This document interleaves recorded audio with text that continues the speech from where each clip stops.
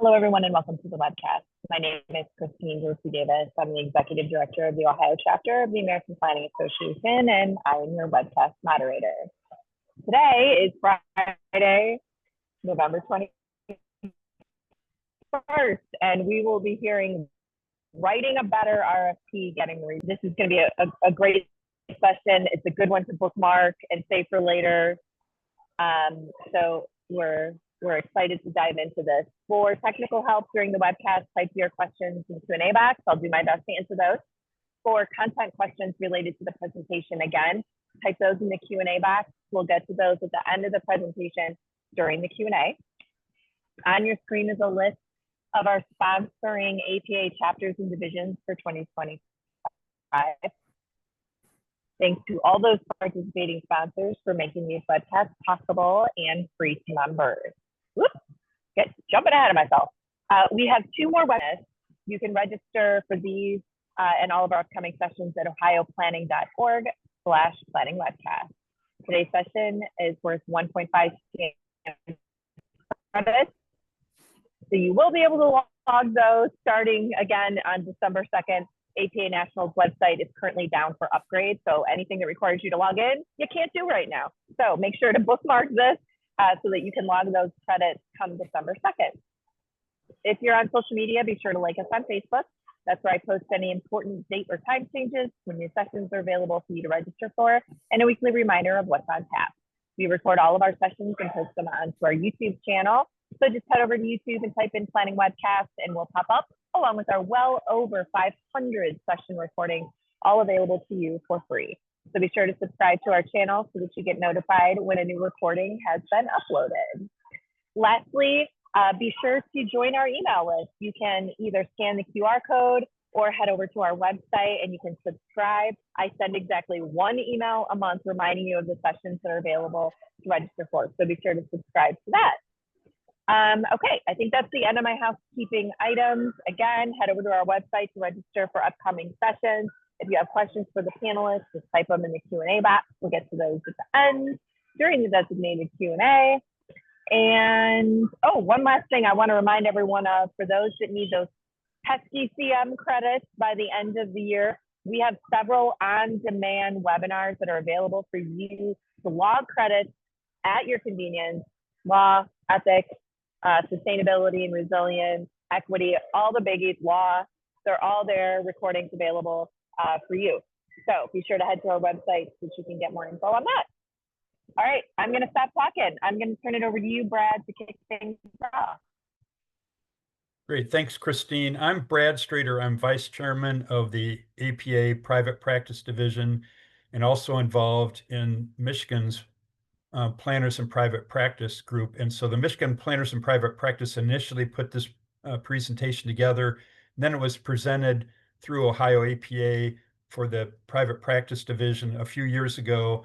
And we had a lot of interest to have this be updated a little bit. So Chip Smith graciously from Wade Trim offered to present. So he's our new presenter. So you get a different taste on the RFP process and so forth from Chip than you probably received from us in the past. But this is just some commercial information. So in Michigan, we have a private practice division just for the Michigan firms, because in Michigan, a lot of communities use consultants as their ongoing planner or to support their staff doing a lot of ongoing work. So some of this is sort of geared to some other places around the country, like Florida and Atlanta, Colorado, and other places that use consultants for ongoing work.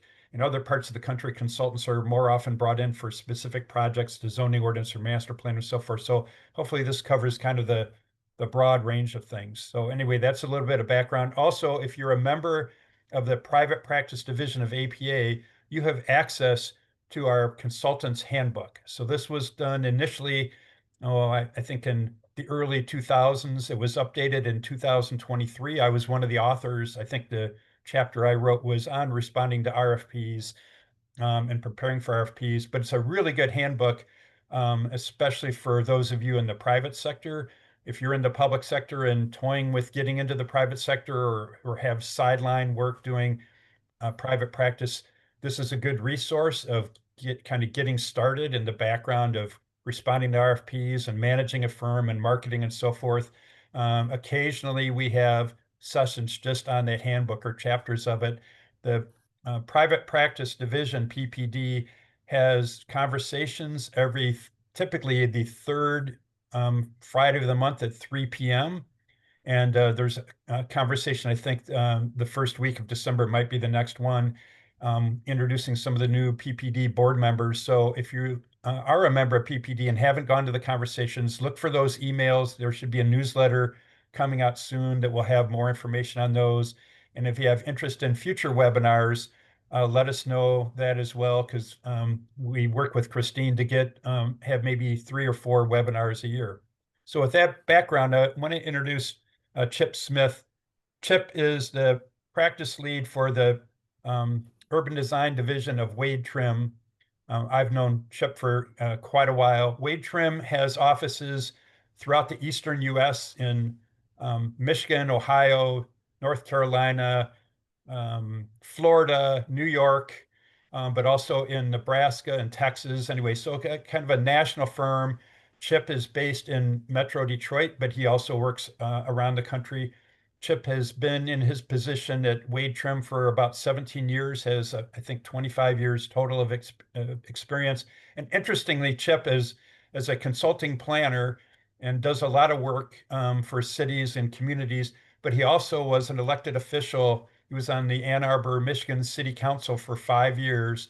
And I actually dealt with Chip when he was on the council and I was representing a developer and then working also for the city of Ann Arbor. So I've worked with Chip on that basis, but also Chip and I have teamed up a couple times on proposals and interviews. So I think we have a lot of similarities, and I really look forward to hearing Chip's presentation. Again, on behalf of PPD, Chip, and all the audience members, thank you again for doing this today.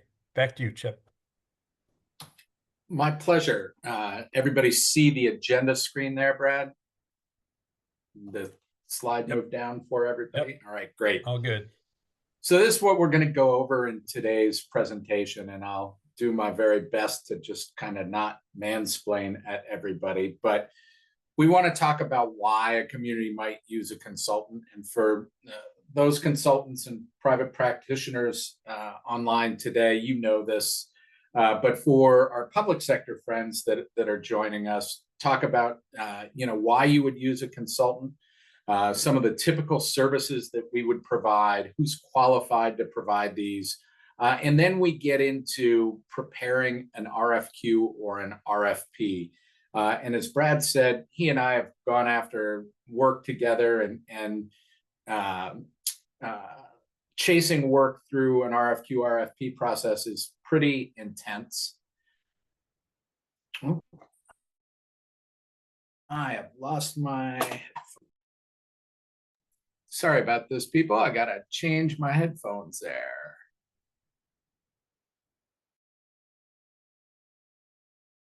Hear me? Yep, it's good. Yes. Okay, great. And I can hear you. So perfect. Sorry about that. So why use a consultant? Lots of communities might have outdated documents, a master plan that, and I can use an example of a community I just finished a project with, is they hadn't looked at or updated their master plan or their zoning ordinance in 25 years. So it is obviously not something they could do themselves. They hired a consultant to do that. You might use a consultant because of litigation that's going on, to serve as an expert witness, but to provide some real expertise in land use, planning issues.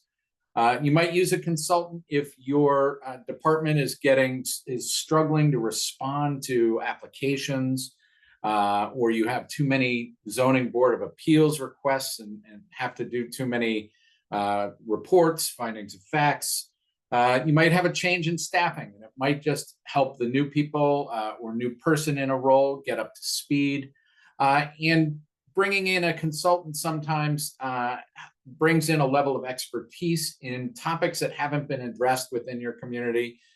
Things like equity, sustainability, resilience, housing, you would look to consultants who specialize in these areas. And the benefits of using a planning consultant is we provide a diversity of skills and specialties. You can use us in an ongoing basis or for a particular special project. There's flexibility in the type of service. You pay for what you need and what you get. We can expand your staff capacity, and we can build your staff capacity. And a lot of times, particularly when there are somewhat controversial issues that your community is dealing with, sometimes it helps to have that outside independent perspective to interact with the public and share that with officials. So the typical services that communities might need is, as Brad mentioned, this isn't true everywhere, but in some states, Michigan is one of them, Florida, another. Lots of places need ongoing assistance, and that's helping with site plan review, helping with rezoning applications, even having staff in a planning office or desk to talk to applicants, to meet with developers.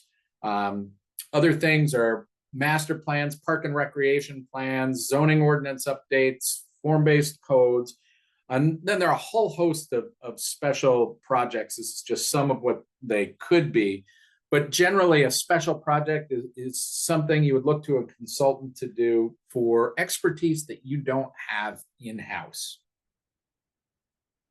And then when you talk about how are we going to pay for this, there are lots of different ways to do it. And a lot of times they're negotiable. You could have a monthly retainer with a consultant where you would get a certain amount of service or type of service. You can pay hourly as you go, or lots of communities, particularly in Michigan, have set a fixed fee for reviews in their fee schedule, and then basing what you pay the consultant would be based on that. And then there's no limit to the way that a community can work with a consultant to figure out how to pay for these services. Escrow is one way particularly for larger developments, is that a developer puts money into an escrow fund, and then as plans come in, the consultant bills the community. The community pays using that escrow dollars. There are different reviews. It's typically billed hourly or on a monthly retainer basis. But again, this is often for larger projects that have much different turnaround timelines and sensitivity. And as we look at different pricing models, as I mentioned, as you have what we would call on-call services, which is you might contract with a private practitioner to provide assistance with development reviews. You might not have reviews that come in all the time. You might be a community that doesn't have a lot of development going on, and you have a fixed review fee. And generally that is a base price.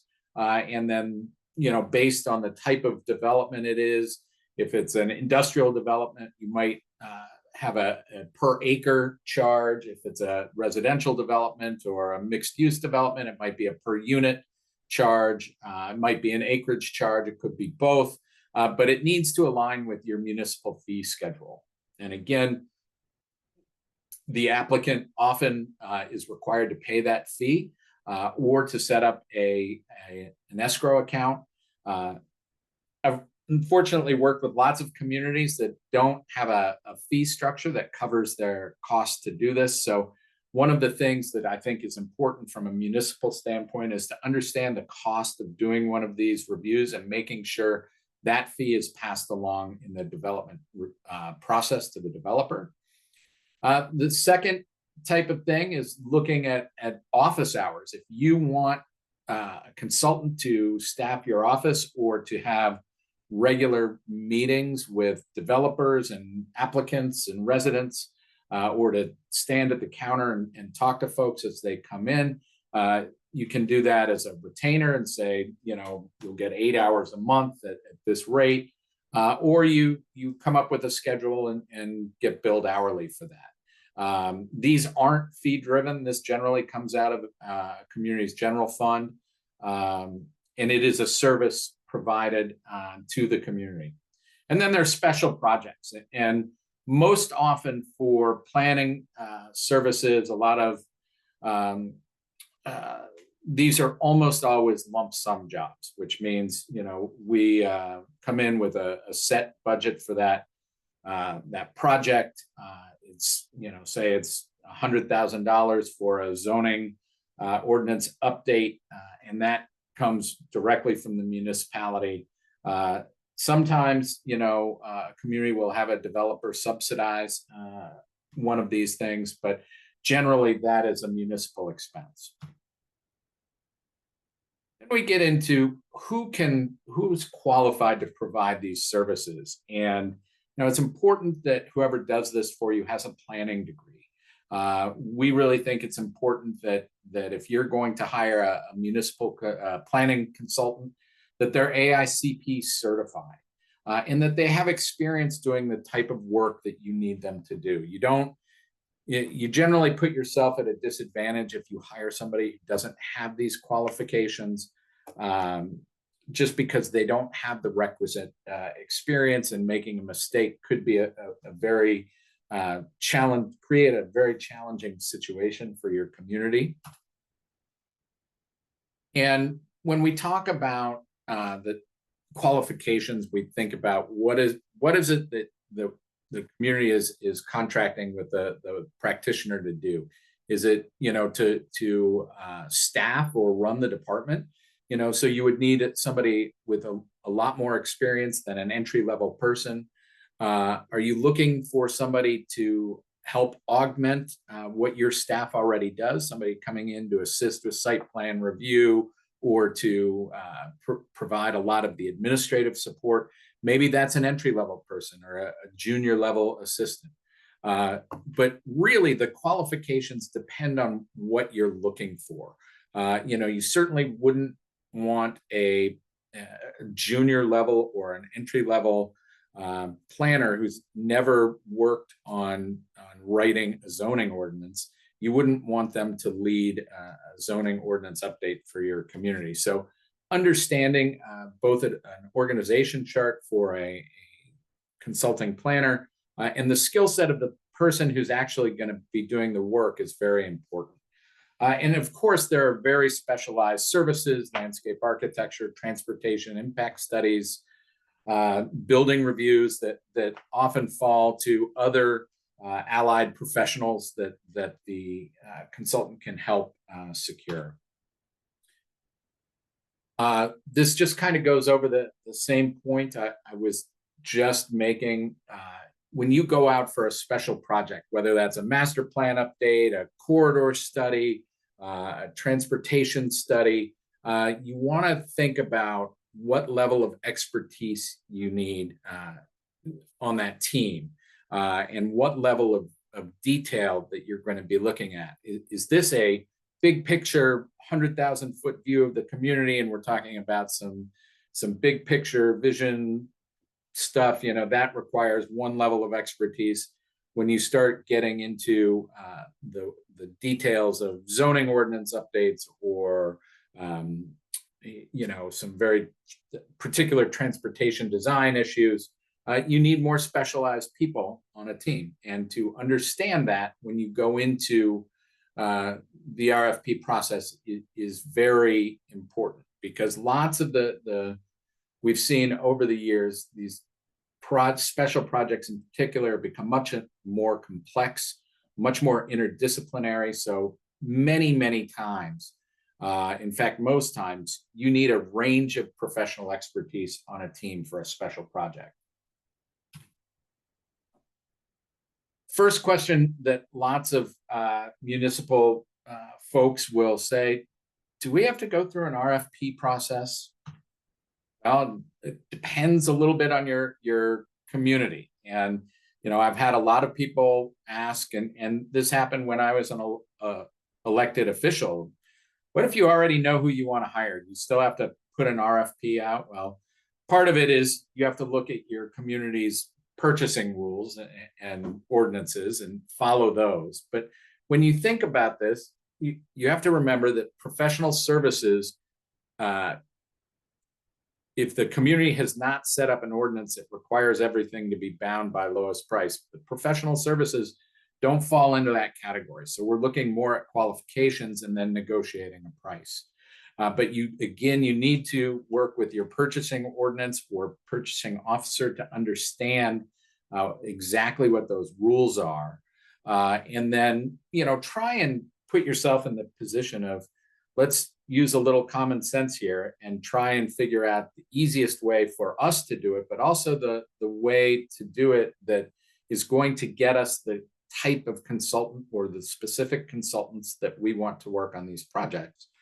And then if you're certain that you don't need to, that you've got the person, who it is, and you want to use that person or that firm or that team, if you don't have to, don't go through the process, the RFP effort, because it takes a lot of time on both ends, and it ends up actually increasing the price at the end. So when you're preparing this RFP or an RFQ to get out into the public and to get some responses, you have to decide, is it a request for qualifications or is it a request for proposals? Those are two different things that have a really different level of effort that goes into preparing those.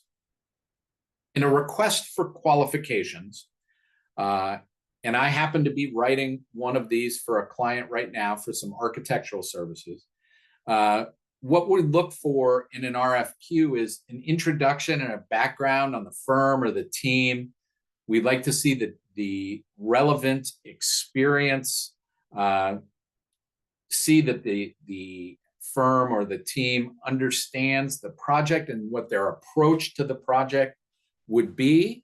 And that's what we look for. We're not looking for in the RFQ a detailed fee proposal or a detailed scope of work or a detailed schedule at this point. Really, an RFQ is out there to see, hey, are you qualified to do this? And do you have the experience doing the types of projects that we're looking for?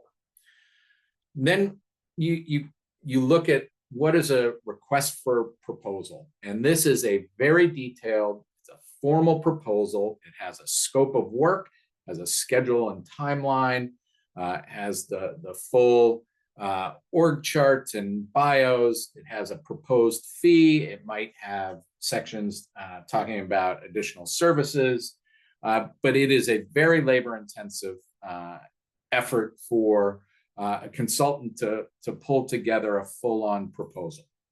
And so, the benefit of the RFQ, as I've mentioned, you're narrowing down the field of people that you really want to talk to. And, so if you are go through the RFQ process and you get 20 quals packages submitted, you might narrow that down quite significantly. Say you narrow it down to 10. And then you can ask those 10 for a more specific proposal. Lots of times in the RFQ process, you're able to narrow it down a lot farther. And there are a lot of communities that I've worked with, some in Michigan, that actually go out every couple of years with an RFQ process to say, submit your quals for these different types of jobs. And if you are pre-qualified to do that, you will be invited to submit a proposal on any project that comes up that involves that. I think that that's often an effective way to kind of narrow who you're talking to and what your field is. And I say that as having been on both sides of the fence, having, responded to, hundreds of RFPs and RFQs over the course of my career. I've also written a bunch of them for client communities. And one of the things that really sucks your time is reviewing a million proposals and trying to compare them. So going through that request for qualifications first kind of narrows the field so that you know that you're going to work with potentially the teams that already, you don't have to ask them more about their firm. You don't have to ask them more about their projects. You understand that. You can let them spend their time on the scope development and the fee development going forward. The benefit to the client, the RFP consultant is, you're comparing apples to apples if you write the RFP well. And the benefit to the consultant is you can propose something really custom based on what's in the RFP.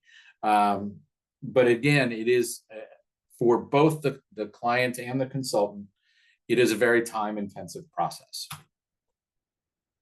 So the basic structure of a request for proposal is you've got, and this is typical, not every community does it this way, but lots of times as a consultant, if it's not somebody I have worked with before, I don't have a relationship with it, and I look through an RFP and it's missing some of these things in the RFP, that's a red flag to me that's going to be a difficult process. And in the typical contents, you've got what is the project? Why are we doing it? Here's a link to all of the background stuff. We've done these 10 corridor studies, or here's our zoning ordinance and our master plan. Tell us what qualifications and areas of expertise we need to have on the team. Is this going to require a multidisciplinary approach? Do I need a civil engineer? Do I need a transportation planner? Do I need a transportation engineer? Be specific in that.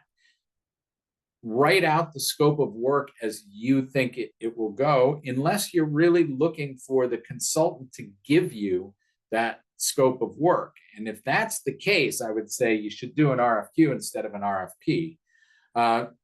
Spell out what the required deliverable is, talk about the project schedule and what the community's main deadlines are for these things.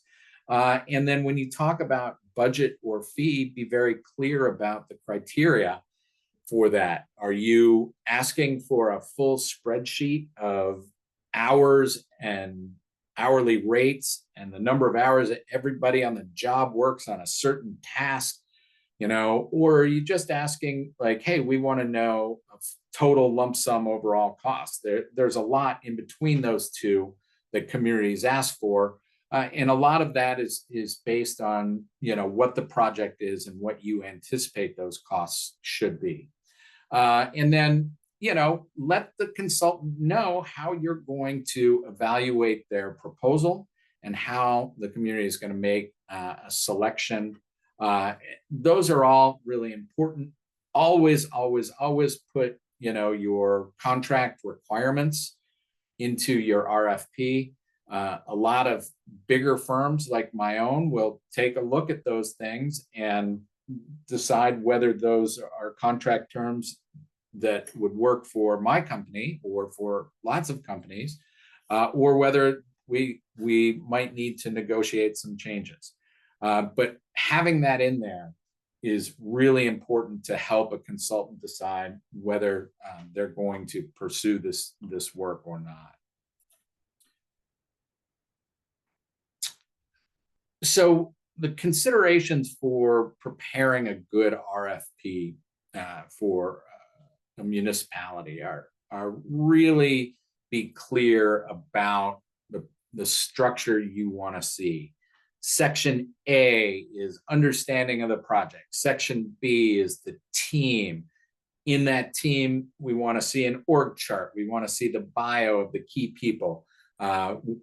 Section C might be, similar experience with references and budgets. Section D would be, work scope and schedule. That, be very clear about that so that when you're panel of reviewers is taking a look at this, they can just flip to those sections in every proposal and be able to compare them. I think that on the reviewing end is something that is often overlooked as being really, really important. I have plenty of times in my career not exactly followed what people asked for, and I don't think I ever won one of those jobs. Even if the way that somebody asked for something doesn't make any sense to me, they're asking for it in that order for a reason.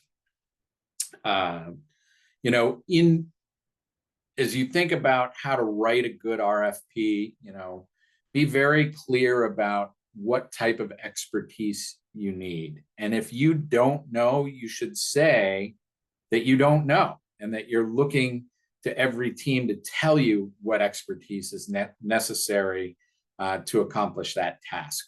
Never be afraid to say less about things that you don't know. If you don't know and you want the consultant to tell you, be clear about that. Consultants really like to understand that, and they can write a better proposal for you.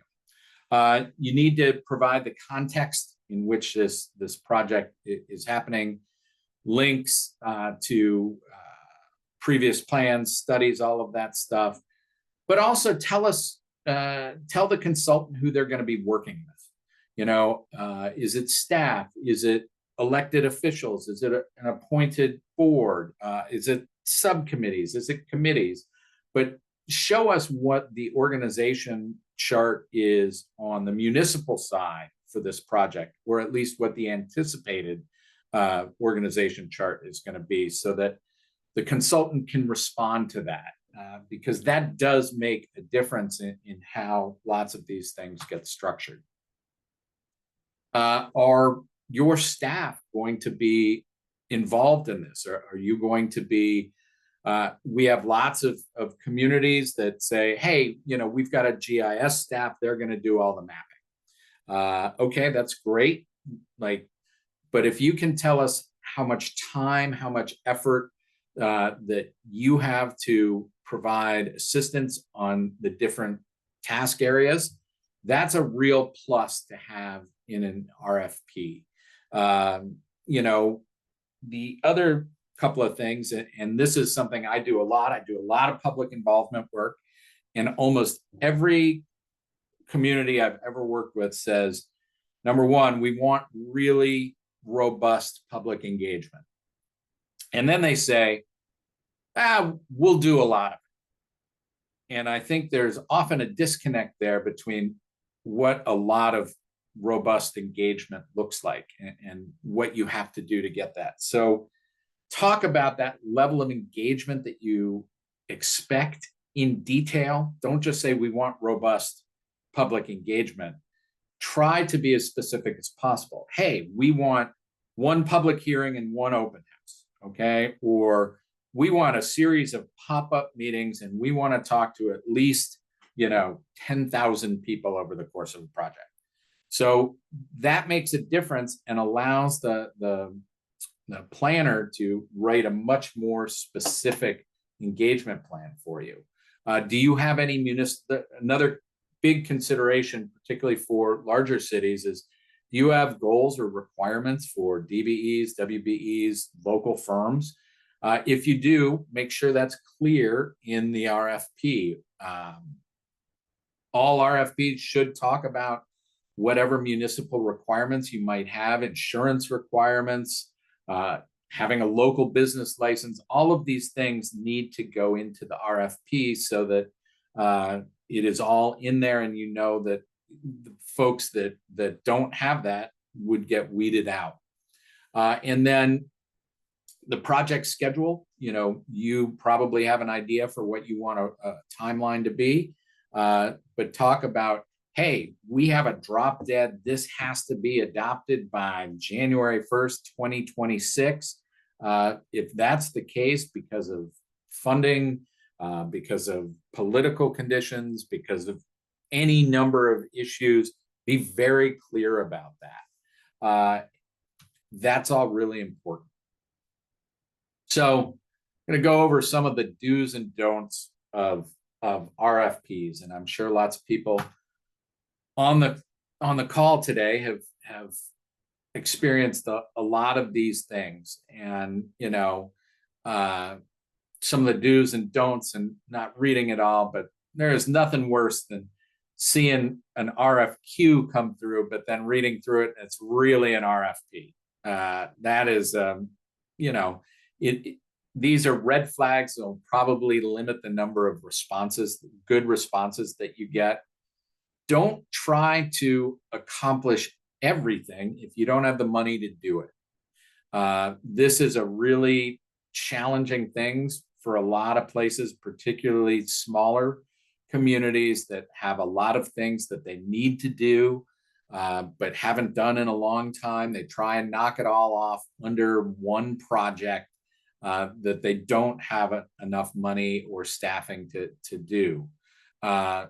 Don't develop an RFP by committee. Design by committee usually ends up being pretty disappointing. I think certainly having a number of people look at a draft RFP is very useful, but don't have 20 people, pulling this together. Lots of communities like to copy and paste other communities' RFPs because they like the project, the final deliverable. If you're going to do that, at least proofread it. I think it's embarrassing to send something out that, if I'm the city of Ann Arbor and I'm sending out an RFP, but I really, really liked something that the city of Grand Rapids had done. And so I copied their RFP, and throughout you see city of Grand Rapids, makes you look bad, makes you look like not a real serious client. Don't include contradictory requirements. That should be pretty obviously, and don't be, and this one I can't prioritize enough, is don't be unreachable. Don't send this out and then not respond to emails or phone calls, because all of the people that you want to submit proposals are going to have a lot of questions. And a lot of times they're directed through a purchasing agent or somebody that doesn't know the technical parts of the project. If you want a good proposal, you've got to communicate with the people that are going to write these proposals. So be clear, be clear about the process that you want. Prioritize what you want, what you need, and what you can live without. Have one person write the first draft. Spend time, and this is really the underlying thing, is a good RFP tells a consultant that you're a serious client, and a bad RFP says you're not that serious, and that there are a lot of people that will just say, yep, that was a bad RFP. I don't feel good going after them because I don't get the feeling that we'll get the attention to detail that we need to make sure that this is a successful project for the community. Be communicative. Unless you have some kind of rule, and I know lots of places, Florida is one of them, you're not allowed to interact with people that are going to submit a proposal. But as much as you can, be able to answer questions and provide information. And one of the things, and I said this before, is if you don't really know the best way to do something, most communities don't, because they don't have the expertise. Ask the consultant to tell you how they think, what they think the best approach is, and be flexible and allow for that creativity.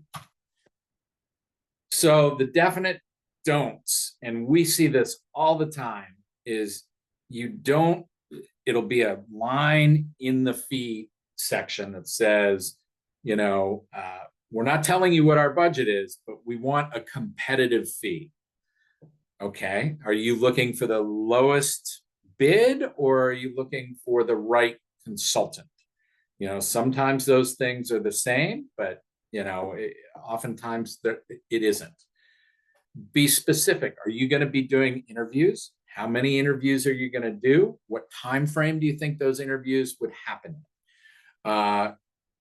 And it's so great that Brad introduced me, because this has happened to us dozens of times.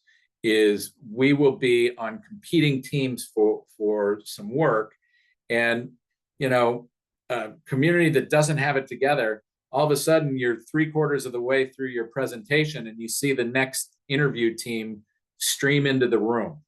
Real awkward. It's even real awkward when they're standing outside when you come out, like, trying to understand that throws off the dynamic of that. And one of the things is we're submitting, the practitioners are submitting proposals to you. Don't make them public right in the middle of the selection process. That is a big no-no from a consultant standpoint. So let's talk about fees. When you are hiring a consultant, it's certainly your business how you're going to pay for them, but it helps the consultant and having it in the RFP is, where is the money coming from? Is it from the general fund? Is it a grant? Is it a partnership? Is it coming from a developer? Tell us where that money is coming from, so that we can write a good fee. When you're thinking about it, when you're looking at a fee proposal, it really helps to understand what drives a consultant's fee. Looking at the number of meetings. If I've got a year-long project and I have to have monthly committee meetings plus bi-monthly planning commission meetings plus 4 work sessions with the city council, and then weekly project update meetings, that's a lot of meetings. And that time adds up to be a lot of money. So understand when you're asking for meetings, what that does to a fee. The level of engagement that you are asking for in a project. Public engagement is an essential thing to do, particularly to give voice to folks that don't usually have a voice in local government. It's an equity issue. It is really, really often hard to reach a lot of people. Be clear about the level of engagement that you like, but engagement is not cheap. It takes a lot of people, it takes a lot of effort, it takes a lot of time. How many maps do you need us to create? Do we need to create those from scratch, or do you have base data? Some of these things are really important things for us to know. What are we talking about, and what level of expertise do you need? So in talking about your budget information, personally, and I've, again, having been on both sides of the fence, somebody that writes proposals, but also as an elected official who reviews proposals, I see a great deal of value saying, like, we have this much money to spend. Like, this is what we have budgeted for it, particularly if it is tied to a grant or is a budgeted expense in that year's budget. Knowing that, then the consultant can tailor their work scope to the money that is available for this. If you're looking to do it cheaper than you've gotten budget approval for, understand that means that consultants are going to take elements out of the plan. So it's really, I think it's beneficial to share as much information as you can.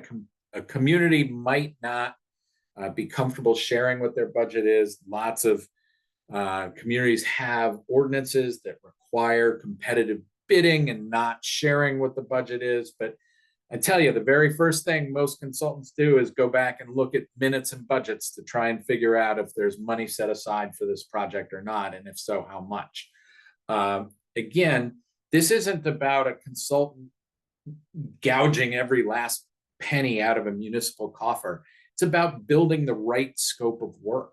It's about understanding, can we do what the client is asking for the amount of budget that is available? It's really important. A lot of times you'll have something that you look at it, and you read the scope of work, and you're like, wow, this is a $500,000 project and they've got a $75,000 budget. And that's one of those things that is a real easy, yeah, we can't do that. It's going to be a no-go for us. But it also wasted a lot of your time pulling together that kind of RFP.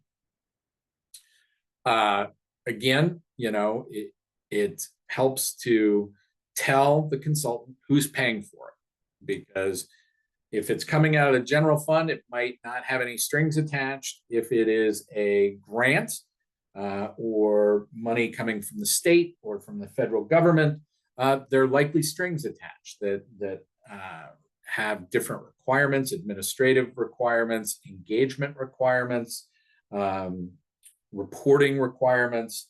All of those would factor into how a consultant would develop a scope of work. If, and this is a very Michigan specific slide, is describe if you have gotten money, say, from the Department of Natural Resources, talk about what program you got that money from in the RFP to say, hey, we got this money from this fund that has these requirements. Be very clear about that, because those requirements have to be built into the work program. Particularly, and I say this a lot, is I've been working on a lot of transportation projects lately. The Safe Streets for All projects have a lot of reporting requirements that are part of it. And if you don't tell a consultant that they're responsible for those, then you're doing those. And that's all fine, but you need to know that. And so being able to talk about those things in your proposal, your RFP, is really, really important. How do you advertise this stuff? How do you send it out? And, I'm sure in lots of your communities, there is a debate about, hey, do we just send this to a handful of people, or do we just throw this out there and see what we get? Maybe we'll find some new experts, or we'll get somebody that comes in really, really cheap, or, how do we do that? In Michigan, this is what we tell communities is, particularly if you're looking to cast a wide net, you go through MAP, Michigan Association of Planning, that lists different RFPs and RFQs on their website and sends an email out to their entire email list. You can send it to the MAP Planners and Private Practice list. You can go through the APA and advertise your RFP on the APA website. Also, the Planetizen website posts RFPs. Lots of states have different kind of procurement sites. Bid.net is one of them. You can have direct mail to folks. Lots of different things. There are lots of ways to do it. No right or wrong way, I think, on how you would advertise it. And it really depends on what you want to get back. So as we get into the responses from consultants, this is for consultants. You guys all know this, but for our municipal friends on the call, I just want to provide kind of the context for what goes into preparing a proposal on the consultant side. Here is a sample, RFP that's gone out, and these are the tasks that have to go into building that RFP and submitting that to a community. Under this example, you look at it, and this is going to be an upfront cost to the firm or the individual of about $5,000, depending on people's billing rates, all kinds of stuff like that.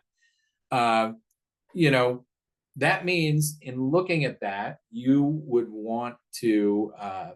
need at least a fee of $100,000 to justify that pursuit. And it really then different firms have different thresholds for how they make go, no go decisions. but understanding the amount of work that is going to have to go into something, the more that you require in the RFP, the more time that is required for a consultant to prepare that RFP, it's got to be that much larger budget. And, that's where you get into, for small projects, sometimes the RFQ is the way to go. And then pick somebody and negotiate a fee and a work scope. Now, competition is good. I think it pushes what we do forward collectively as a practice. But for those of us who try and do this stuff, we try to be really creative in doing it. We try to, I've never talked to one of my private practice colleagues at another firm or a solo practitioner who does this that doesn't really try very hard to develop a unique and personalized approach for every project. Understanding, if we don't know what the budget is, we can't do that. We spend a lot of time doing research on what you've already done in your community to understand the political situation in a community, to understand what potentially will be involved in. There's a lot of time, and this is a really intense one. And Brad and I have done this together a number of times, is for big multidisciplinary teams. It takes a lot of time to find partners if your firm doesn't have all of these diverse expertise available to them in-house. It's hard. And even for a firm like Wade Trim, where we do have a lot of other expertise available to us, it takes a lot of effort to marshal those forces. And then there's just the staff time of pulling this together, making it look good, and getting it to you, and then preparing for the interview and getting there. Like, that's a lot of work that goes into creating a proposal. And the smaller the firm, the harder it is. Honestly, I worked for a long time at a very small firm where the person doing the work was also the person doing all of the proposal efforts and binding and printing and all of that. It's a ton of work. And I think unfortunately, lots of communities don't think about that when they put out RFPs. So this is one of these education pieces to understand what you're asking your consultant teams to do. So we talk about the things that bust your budget, and I touched on this earlier, is that expansive scope without enough budget. Then, if you have complete information, you'll get good proposals. The more questions that you can answer in your RFP, the fewer questions you'll get from consultants. There are lots of communities that restrict contact with the people who have the technical expertise to answer the questions that we have and make us all go through purchasing. That's a challenge, because most of our questions are technical in nature and they're not purchasing in nature. So to the extent that you can in your community have that open line of communication, even if it is like, you got to get your questions to us and we'll answer them. Here's your cutoff time for questions. We'll get responses to you by this time. And then this is something that happens a lot for construction projects, for big engineering projects, but consider a pre-proposal meeting, especially if you are really governed by everything going through a purchasing department, because that'll be, even if it's a virtual pre-proposal meeting, that'll be an opportunity for people to ask questions, for you to answer questions, and for you to provide information that you might have overlooked in your RFP. So then we get to the interview and the contract negotiation process. So So you've narrowed it down. Selection committees, figuring out who's on this is really important. Is it the planning commission? Is it elected officials? Is it the municipal administration? Are there others? Are there citizen stakeholders that are part of this? Be very clear as to who is on that selection committee, and then be clear about what the selection criteria are. Are you grading things? Are you providing numerical scores? Are you looking for feedback from references? Are you looking for similar client communities or similar projects? Be very clear about that up front, so it doesn't all seem like a mystery to the team that's interviewing. Don't interview everybody. I've been part of so many things where, you know, you see 3 days of interviews where they're interviewing 4 teams every day. And that just seems like a lot of everybody's time. You really should narrow this down to the top people that you're interested in working with based on their proposals. You got to give people time in advance. If you can put the interview dates into the RFP, that is really, really helpful for consultants to be able to block out that time in the event that you select them for an interview. Because the world we live in, it is really hard if somebody gives me a call on Friday and says, hey, we're going to start interviewing next week. Can you get your whole team and be at an interview? That's a real challenge, and I think is something that often concerns the consultants. Tell us who's going to be there. Talk about the logistics. You know, is it a virtual interview? Who is going to be there from the selection committee? How long is it? You know, do you have PowerPoint? Do we need to bring our own projector? What's the room setup? The more information you can provide up front will make for a much better interview experience for everybody. Because consultants certainly want to do a killer presentation and answer all your questions, and you want to sit through something that's engaging and well thought out.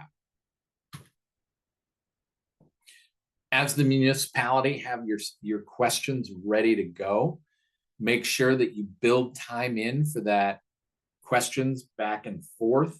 You know, make sure that the other interview firms are not in the interview room. That's it's unprofessional, it's uncomfortable.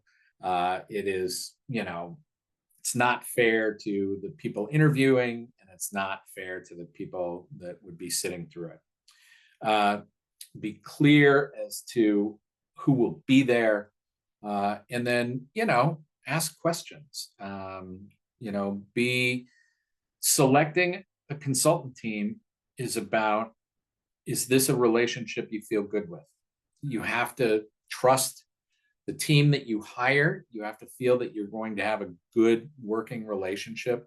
Ask questions to understand how that's going to work, and if you feel comfortable with these folks who are interviewing in front of you. I mean, so much of what we do comes down to the relationship that the consultant is able to build with the municipality and the community.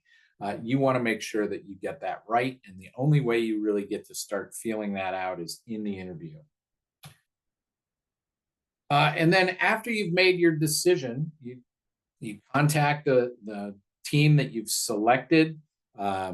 You know, you might send them your municipal contract. You might need to negotiate some additional terms or scope items or fee items, but identify those, you know, get that all up front. You can see the other ones. And then you can, once you get the contract details kind of ironed out, or a timeline for getting them ironed out, you know, then you start coordinating an internal team kickoff meeting and starting the project. So the other thing I would say is you got to let the teams know quickly that you didn't select them, because they're going to start calling you and say, hey, have you made a decision about this? And, you're going to do long-term damage to the community's ability to get responses if you don't respond to people and you don't let them know, hey, thank you so much for spending the time and the effort on a really good proposal. We didn't go with you guys this time. We understand. If you need to negotiate a contract with your first choice, you don't tell people you've come to a decision yet until you've gotten that contract ironed out.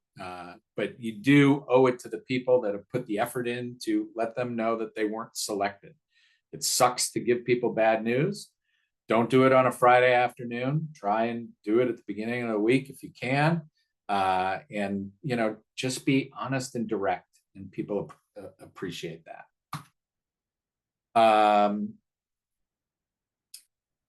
Be willing to, when somebody asks if you would have time to tell them what they didn't get right in their RFP or where they fell short, make time to do that. That builds a lot of goodwill and will indicate to those people who weren't selected that, hey, these people, they're serious, that they care about this stuff, and they're willing to have this discussion. I'm going to respond to their stuff in the future. If there isn't kind of a constructive critique about how they missed what you need, then they are likely to not respond to things in the future. So I guess our final takeaways here are, some tips for working with consultants. Be clear about expectations, just be direct. You have to make time for communication and feedback, and to be clear about how those feedback loops will work and the best ways to communicate. Make sure that you're following through on your administrative requirements for the community, whether that's purchasing, whether that's public notices, whether that's, public meetings. You got to do that. But also, if you hire a consultant, you can't just disappear while they're doing the work. You've got to stay involved in the process, because you have to be able to answer questions to the public when the consultant is not there. Particularly for special projects, I've had things go sideways because all of a sudden the client disappears and they're not answering the questions in the public. And, that's a real problem. But again, it's about communication. It's about trust. It's about comfort level. It really is, common sense type stuff. So with that, Christine, I would say, let's start questions if we've got any. Yeah, absolutely. Okay, so folks, again, if you have any questions, just type them in the Q&A box. Thank you for laying all this out for us. Let's get into some questions. So this one is, if we were setting aside a budget for public engagement, what percentage of the total budget should go towards public engagement for a planning process? Is a good guiding principle. It's often hard for us to quantify or defend the need for budget for public engagement. And I guess maybe we could even open up that question further into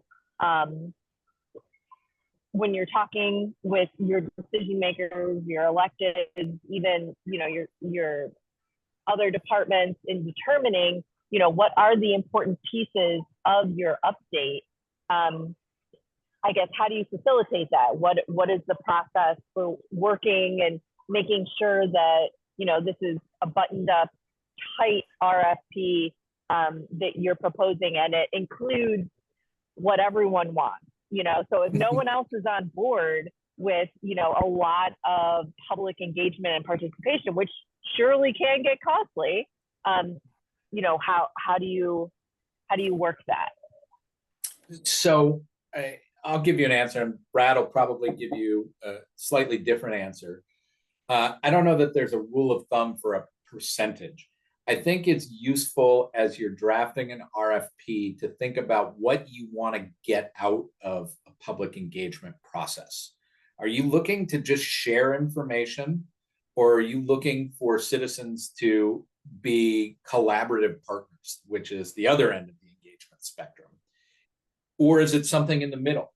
Like, you have to answer that question for yourself as the community to say, like, oh, we really want the community to have veto power over certain things, or we really want them to tell us exactly what we want buildings in this district to look like. Or is it more of an informational, like, here's the draft ordinance for this mixed use district, tell us if you like it or not, and to get feedback. And so when you start to ask questions of your other city departments, of your municipal leaders, of your board and committee members, it makes them hone in on what's important in the engagement. Are you doing engagement just to do engagement and to check a box? If you are, be honest about it, because it is an expensive thing to do. And if we as consultants understand what you want to get out of the engagement, then we can build an efficient engagement program that is probably much more in line with your budget. But if you come and say, hey, we want, full on, the most participation that we can get, but it's going to be 5% of the overall budget of this project, those things don't align.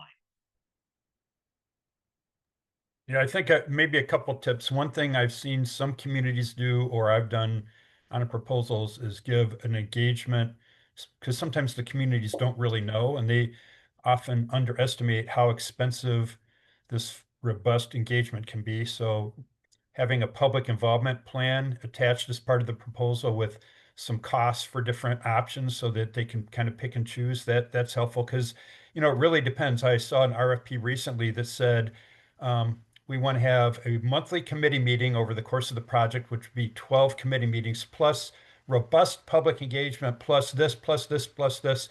So I called and said, what is your budget? And they said 25,000. I'm like, we can't even do the engagement for 25,000. So sometimes there's a mismatch between expectations and everything that people would like. But it really depends on, is it going to be live meetings or virtual meetings? Are we going to have charrettes or workshops? How many consultants need to attend? What is the community's role? Is the community going to help advertise and run the website? Are they going to take on part of this, or are they going to turn the whole thing over to the consultants? So this is probably one of the things that Chip mentioned, that having an interaction during the process is really helpful, or spelling it out, or again, maybe a public involvement plan with options. There are, I think, different things to do. I've seen some communities have said they expect the public engagement to be 10 to 20% of the budget is sort of a common threshold, but I've seen other projects where engagement is like half the budget.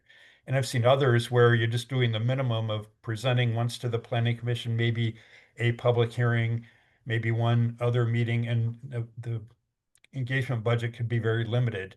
If you're going to be working with the committee plus the planning commission plus the city council or city commission or something else, all those costs have to be added into the proposal. So it's a good question, and there's not an easy answer to that one. So another piece of this puzzle is the collection of baseline data or current conditions, things like that. And I feel like that's another piece where, it can get out of control fast. We could go down a lot of, we love data, right? As planners, we love it. And man, we could really get going on that. So what are some of the things that, internally you should be asking yourself before determining maybe how much of that baseline data you're going to be asking for, how much of it will actually be productive to use for, updating a plan or whatever, whatever the RFP is for? Some of it, and that's a good question, is some of it requires like a little self-inventory. Like, what do we already have? Like, what do we already know? Like, what maps do we already have? Do we have traffic counts for the corridor study that we're looking for? Or is that something that the consultant will have to do? Do we have parking data? Do we have real estate data? do we really need to, like, we see lots of things where they say we have to have a market study. Do you really need a market study? What are you trying to do? You really want to, like, that's expensive. That's a study of a point in time. Is that useful for you? What kind of demographic data do you have on hand, and what do you expect to see in the product? Like, what don't you have? And I think from a consultant standpoint, particularly as you're looking for economic and demographic data for lots of different projects, is to say, like, hey, you know, we need to understand who our residents are, or who the residents we're trying to attract are, or what types of businesses we're trying to attract and what attracts them. And if that's the case and you don't know the answer to that, just say, this is what we're trying to do. And the proposers will say, this is the data that we need to have, and this is what we will provide. But being very clear about, you know, what you're looking to find out, instead of just blanket statements about, hey, a market study is great, and hey, you know, make sure you show the traffic counts on Main Street, and, you know, the vacancy rate in a DDA. You know, ask for the right stuff and tell us what you've got. Thank you.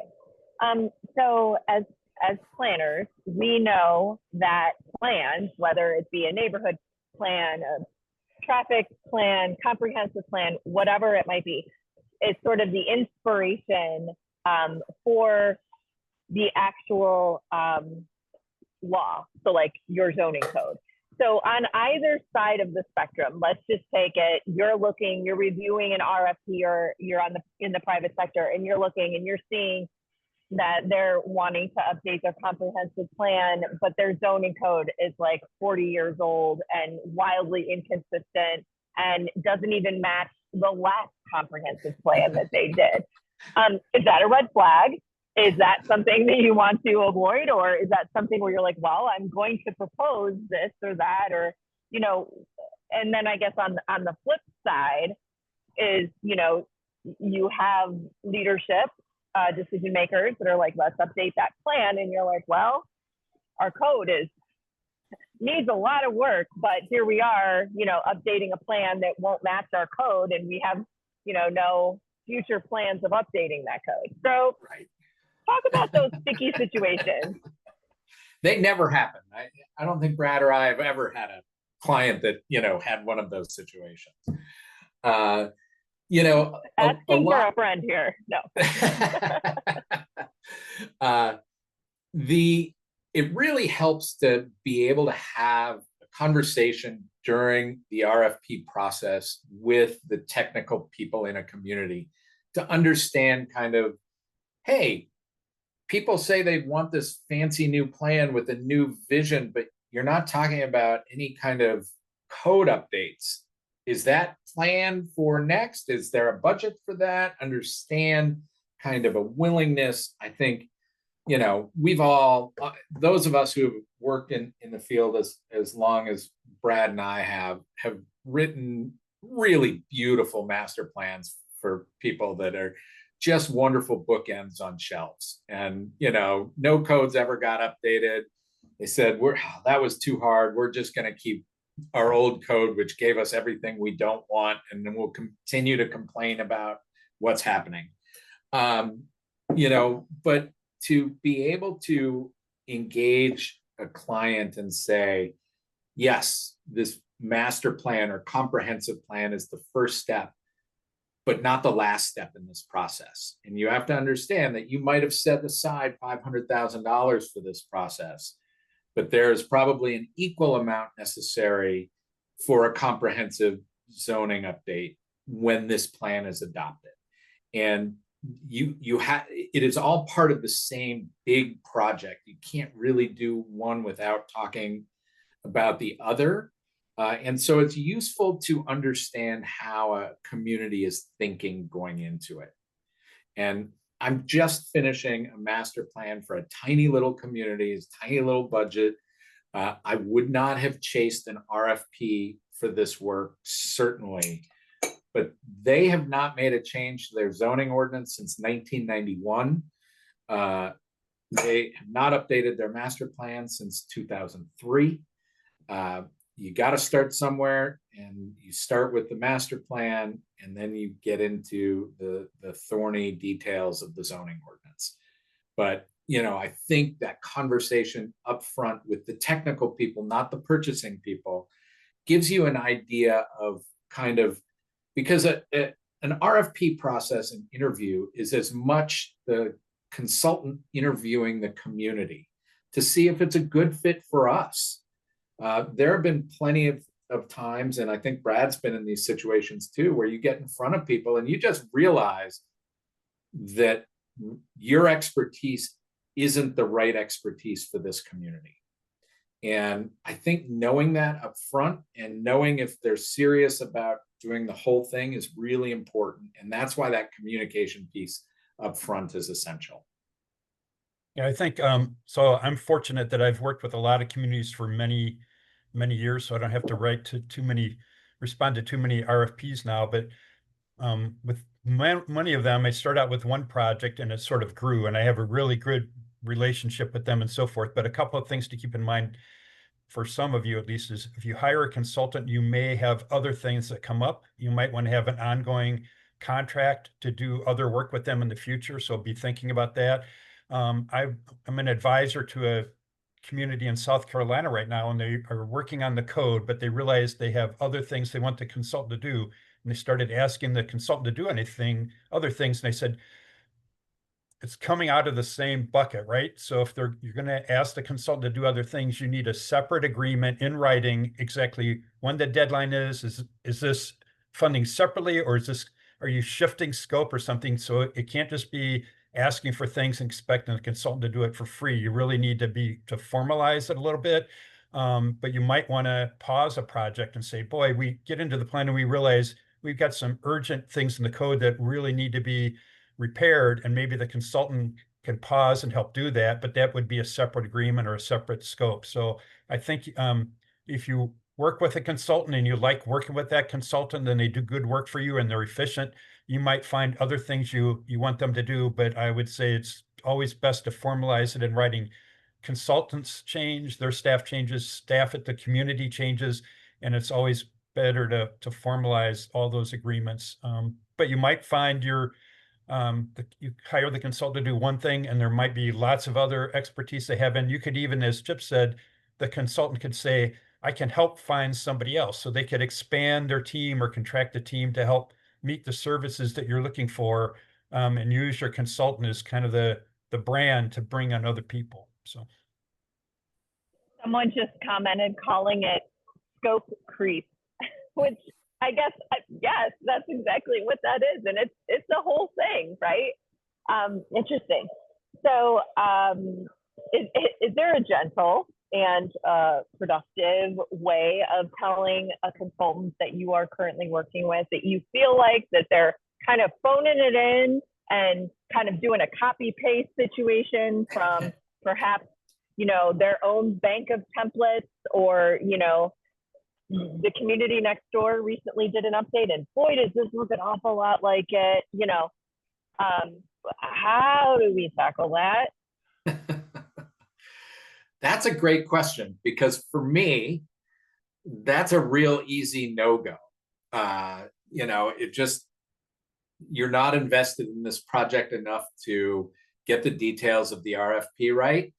How can I expect you to be a responsive client? Because there's going to have to be a lot of communication and back and forth, and you've gotten off to a bad start, and generally, so much of this is based on your relationship and how much you trust the person you're working with. And if you enter into that relationship on that kind of basis, I think that turns a lot of people off, unless they have prior relationship with that community or with the staff of that community or the officials in that community.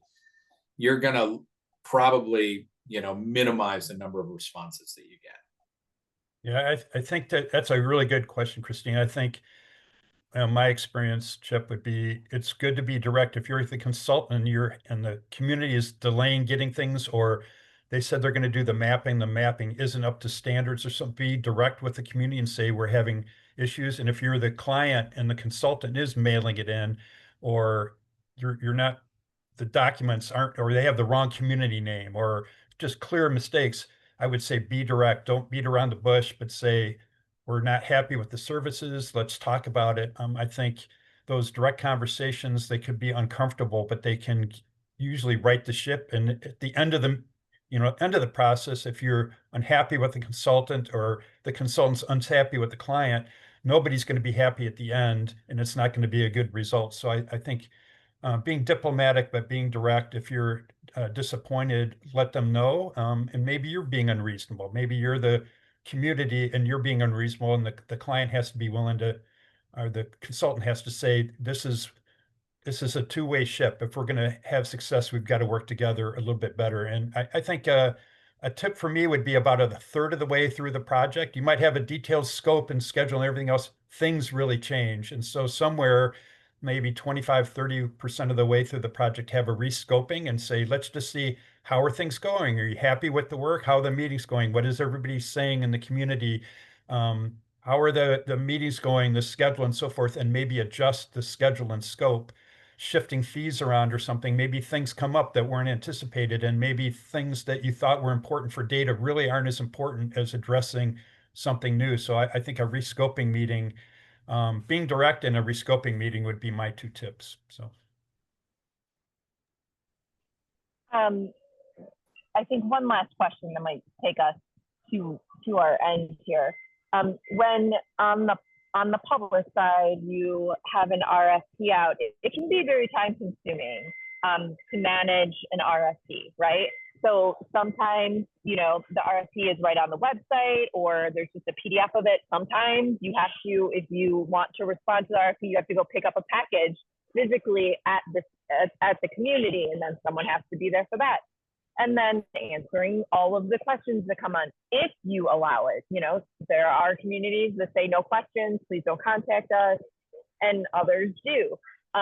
There was one community I was just posting here for Ohio. They almost have an online blog where you can directly ask questions, and then the city responds to it so that everyone can see the question and the answer, which could potentially alleviate the amount of time you spend on the phone answering those questions. So I guess my point is, can we talk a little bit about, especially if it's going to be a popular project and you're going to be getting a lot of questions, and kind of how do you rein it in? How do you kind of keep tabs of everything? Are there like I mentioned, that kind of online blog, ask the question, get responses, like, are those good ideas, or can those go off the rails quickly? Kind of just tips or tricks for managing that process on top of your regular workload. You want to tackle that first, Brad?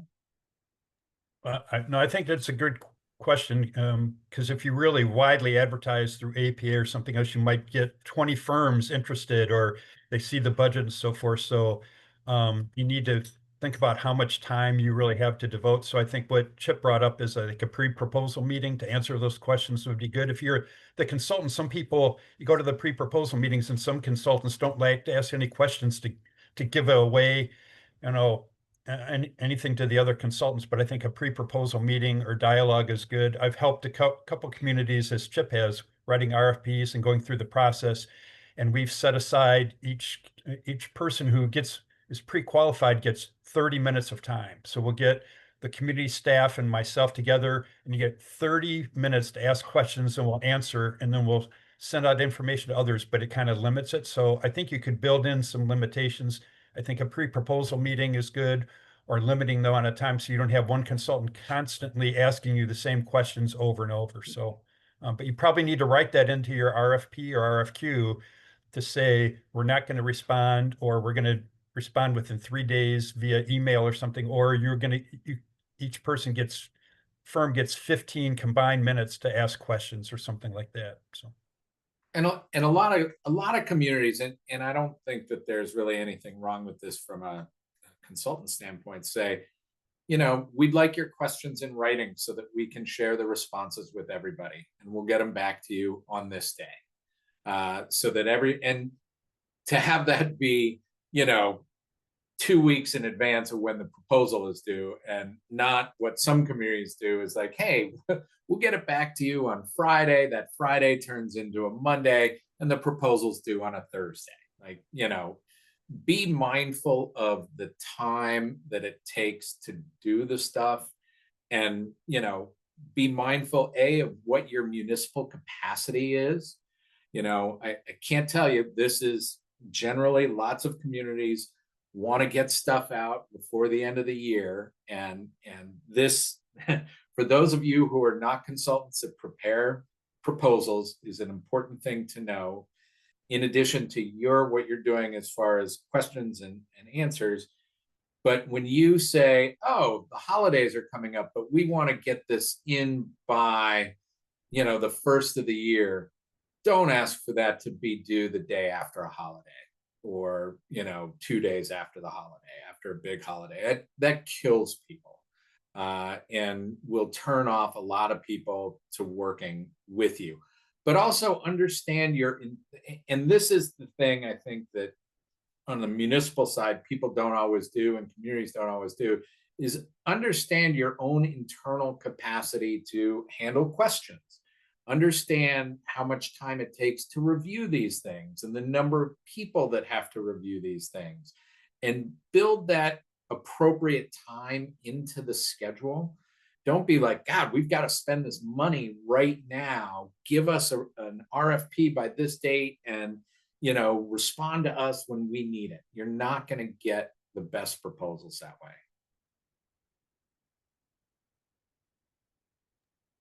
Thank you. All right. I think we're going to wrap up. It's just about 2:30. I can't believe it. This went really quickly. We could keep going. I could talk about this all day. Thank you for joining us today, and Brad for hanging out with us. We appreciate it. Folks, don't forget, we are recording this session. So if you head over to our YouTube channel, probably sometime on Monday is when I'll have it. You'll be able to view it. You can share it with others that might find this of interest. Don't forget to log your CM credits after December 2nd, and register for our last 2 sessions for 2025. We're looking forward to rounding out another great year. So again, thank you all for joining us, and to our panelists, everyone, have a great weekend, and we'll talk next time. Thank you. And Shep, thanks again on behalf of PPD. Thanks for doing this. And now it makes me want to do another proposal with you. So stay in touch. It's been too long. We need to get together. But thanks everybody. Have a great Thanksgiving. Bye-bye.